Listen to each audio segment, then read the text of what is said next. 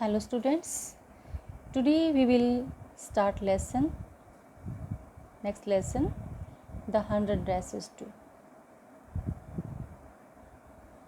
Yesterday we completed the lesson, the 100 dresses part first, lesson 5.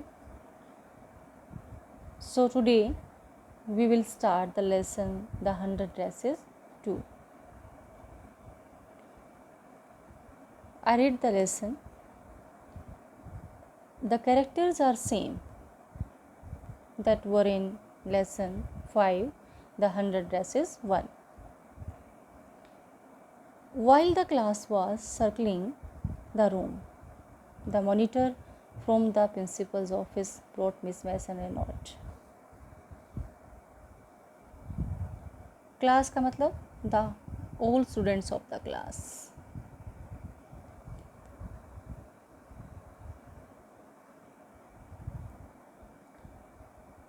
इन्हीं जब class के बच्चे जो है वो रूम में घूम रहे थे, किसको देखने के लिए? उन 100 ड्रेसेस को. तो मॉनिटर प्रिंसिपल ऑफिस से मिस मैसन जो उनकी टीचर थी, प्रिंसिपल थी, वहाँ से नोट लेके आए. Miss Mason read it several times and studied it thoughtfully for a while. तो प्रिंसिपल ऑफिस से मॉनिटर जो नोट लेके आया था, उस नोट को मिस मैसन ने बच्चों के सामने पढ़ा कई बार. Studied it thoughtfully for a while, और कुछ टाइम के लिए उसने सोचा, विचार किया. Then she clapped for her hands, फिर उसने अपने हाथों से क्लैपिंग की. Attention class, everyone back to their seat. जो पीछे की सीटों पर जो बच्चे बैठे हैं वो attention class. When the shuffling of feet had stopped and the room was still quite. जब पैरों की आने जाने की आवाज़ रुक गई और रूम जो है वो स्थिर हो गया, एंड क्वाइट, बिल्कुल शांत हो गया. Miss Mason said, I have a letter from Wanda's father that I want to read to you. कि मेरे पास वेंडा के फादर की तरफ से एक लेटर आया है मेरे पास, जो मैं आपके सामने पढ़ती हूँ.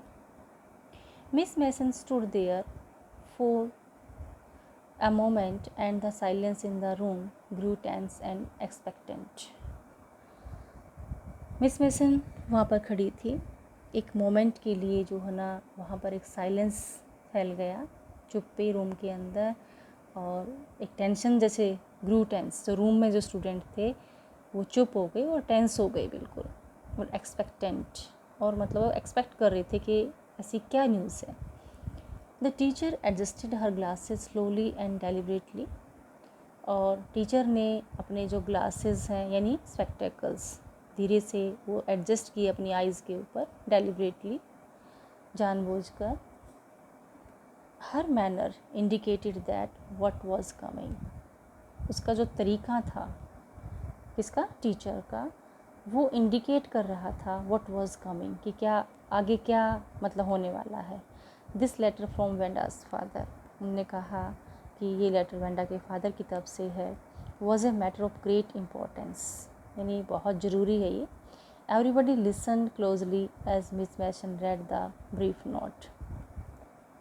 और हर इंसान ने, जो वहाँ पर बच्चे थे वो सारे के सारे, हर किसी ने उसको बड़े क्लोजली, बड़े ध्यान से सुना, जैसे ही मिस मैसन ने सबके सामने वो ब्रीफ नोट पढ़ा. अब वो ब्रीफ नोट क्या था? ये था वो ब्रीफ नोट, ये जो था. Dear teacher, my Wanda will not come to your school any more. मेरी बच्ची वेंडा अब तुम्हारे स्कूल में नहीं आएगी. जैक ऑल्सो, उसका भाई जो जैक था वो भी नहीं आएगा. Now we move away a big city. अब हम बड़े सिटी में मूव कर रहे हैं. No more holler Polack, no more ask why funny name. कि कोई भी अब आपके सामने होलर पोलैक नहीं होगा, कोई भी फ़नी नेम नहीं होगा, कोई फ़नी नेम से नहीं बोलेगा. Plenty of funny names in the big city, क्योंकि बड़े शहरों में बहुत सारे फ़नी नेम्स होते हैं। फ़नी का मतलब यहाँ पर क्या है, अनयूजुअल, जो जाने पहचाने से ना लगे। Yours truly Jane Petronski. Jane Petronski, who was Jane Petronski? Then you can have the question in your exams, because there will be short question answers in MCQs form. A deep silence met the reading of this letter. met the reading of this lesson का letter का मतलब letter पढ़ने के बाद जो है ना वहाँ पर क्या होगा, एक डीप साइलेंस फील वहाँ फैल गई। Miss Mason took off her glasses, blew on them and wiped them on her soft white handkerchief. Miss Mason ने अपने ग्लास उतारे, ब्लू ऑन दैम, उनके ऊपर फूंक मारी, ब्लू का मतलब फूंक मारना, एंड वाइप दैम, उनको पोंछा, on her soft white handkerchief, अपने वाइट कलर के सॉफ्ट से हैंकी से। Then she put them on again and looked at the glass, उसने उसको दोबारा से पहना और ग्लास को देखा। When she spoke her voice was very low, जब वो बोली तो उसकी वॉइस बहुत ही लो थी, मतलब वो भी इमोशनल हो गई थी, सेंटी हो गई थी। I am sure that none of the boys and girls in the room 13 would purposely and deliberately hurt anyone's feelings because his or her name happened to be a long unfamiliar one. तो teacher खुद कहते कि मैं इस बात के लिए sure हूँ कि शायद किसी लड़के या लड़की ने, जिस रूम नंबर 13 में जो पढ़ते हैं, उन्होंने पर्पसली, इंटेंशनली और जानबूझकर जो है ना किसी भी बच्चे को ये फील नहीं करवाया होगा, उसकी फीलिंग्स को हर्ट नहीं किया होगा कि उसका नाम जो है ना, चाहे कोई हिज और हर, किसी का नाम जो है ना वो लंबा नाम था और अनफेमिलियर था। वेंडा पेट्रोंस्की लंबा नाम हो गया ना। आई प्रेफर, नेक्स्ट पेज,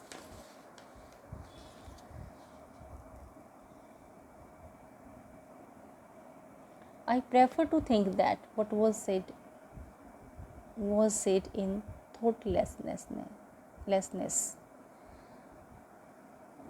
कि मेरा सोचना ये है कि जो भी कहा गया होगा उस बच्चे को, वो सोच विचार के नहीं बोला गया होगा, यानी इंटेंशनली नहीं बोला होगा, उसको हर्ट करने के इरादे से नहीं बोला होगा। I know that all of you feel the way I do, मैं सोचती हूँ जैसे मैं फील कर रही हूँ तुम भी वैसे ही फील करते होगे। That this is a very unfortunate thing, कि ये बहुत ही एक अनफॉर्चुनेट बात है, दुर्भाग्य की बात है, टू हैव हैपन, जो भी कुछ हुआ है, अनफॉर्चुनेट एंड सैड, दुर्भाग्य और सैड, बड़े दुख की बात है, बोथ, दोनों ही। And I want you all to think about it, और मैं चाहती हूँ कि तुम सब इसके बारे में सोचें कि वो बच्ची, अब से दोनों बच्चे जो ना स्कूल में नहीं आएंगे, और स्कूल में नहीं आने का रीज़न क्या है कि उनका जो नाम था वो अनयूजुअल था, और बच्चे उनको एक फ़नी नेम के से बुलाते थे, उनका मजाक करते थे। तो ये वजह है, एक बार ये हमारे लिए बहुत ही अनफॉर्चुनेट और सैडनेस की बात है कि हमारी वजह से कोई हर्ट हुआ है और उसको स्कूल छोड़ना पड़ रहा है। The first period was a study period, पहला पीरियड जो था वो स्टडी पीरियड था। Maddy try to prepare her lessons, Maddy ने अपने लेसन्स को प्रिपेयर करने की कोशिश की, but she couldn't put her mind on her work, लेकिन वो कंसंट्रेट नहीं कर पाई। She had a very sick feeling in the bottom of her stomach, उसके जैसे हम होते हैं ना कि जब हमें कोई टेंशन होती है तो हमारे पेट में गुड़ गुड़ की आवाज़ आती है, तो वो कहती है कि बॉटम ऑफ हर स्टमक, कि उसके पेट में जो है ना ऐसी फीलिंग हो रही थी, अच्छी फीलिंग नहीं हो रही थी, सिक फीलिंग हो रही थी। True, she had not enjoyed listening to Peggy, कि सच में उसने कभी उसको अच्छा नहीं लगा था पैगी को ये कहते हुए। Ask Wanda how many dresses she had in her closet, कि जब पैगी उसको बोलती थी कि how many dresses you have in your closet, और and she always answer that she had 100 dresses, तो ये बातें, वो गेम जो है वो उसको अच्छा नहीं लगता था। But she had said nothing, लेकिन उसने बोला भी तो कुछ नहीं था ना। She had stood by silently, वो साथ में खड़ी रहती थी चुपचाप। That was just as bad as what Peggy had done, और वो उतना ही बुरा था जितना कि पैगी के लिए बुरा था। मतलब पैगी जो बुरा करती थी, यानी कि हम किसी के साथ मिसबिहेव करते हैं, उनको हर्ट करते हैं और उस हर्ट करने वाले का साथ देते हैं, ठीक है, हम उसको रोकते नहीं हैं। जबकि पैगी तो मैडी की क्या थी, फ्रेंड थी, तो भी उसने अपनी फ्रेंड को नहीं रोका। क्यों नहीं रोका? क्योंकि वो ये सोचती थी कि कहीं नेक्स्ट टारगेट वेंडा की जगह तुम ना हो बन जाओ पैगी का, इसलिए उसने उसको नहीं रोका। तो फिर वो कहती है कि अगर पैगी ने उसको, वो टोकती थी, उसको हर्ट करती थी, तो मुझे उसे रोकना चाहिए था। मैं भी उतनी ही कसूरवार हूँ जितनी कि पैगी थी, क्योंकि साथ में खड़ी होकर मैं भी उसका साथ देती थी। But she had said nothing, she had stood by silently, stood by का मतलब साथ में खड़े होना। that was just as bad as what Peggy had done, वो उतना ही बुरा था जितना कि पैगी ने बुरा किया था। worse, she was a coward, बहुत बुरा, वो कायर थी। at least Peggy hadn't considered they were being mean, but she, Maddie, had thought they were doing wrong। ठीक है, पैगी को तो ये नहीं लगता था कि वो कुछ गलत कर रही है, लेकिन उसको तो पता था ना कि भी हाँ वो गलत हो रहा था, वो दे वर डूइंग रॉन्ग, वो गलत कर रहे थे। She could put her self in Wanda's shoes, वो अपने आप को वेंडा की जगह रख के सोच रही थी कि काश वेंडा क्या सोच रही होगी। मतलब उसकी फीलिंग जो है ना, अब वेंडा की तरह, वेंडा हम कहते हैं ना कि मुझे अपनी जगह रख के देखो तब पता चलेगा, ठीक है। तो यहाँ पर वही है कि she could put her self in Wanda's shoes, कि वो अपने आप को वेंडा के शूज़ में पुट कर सकती थी।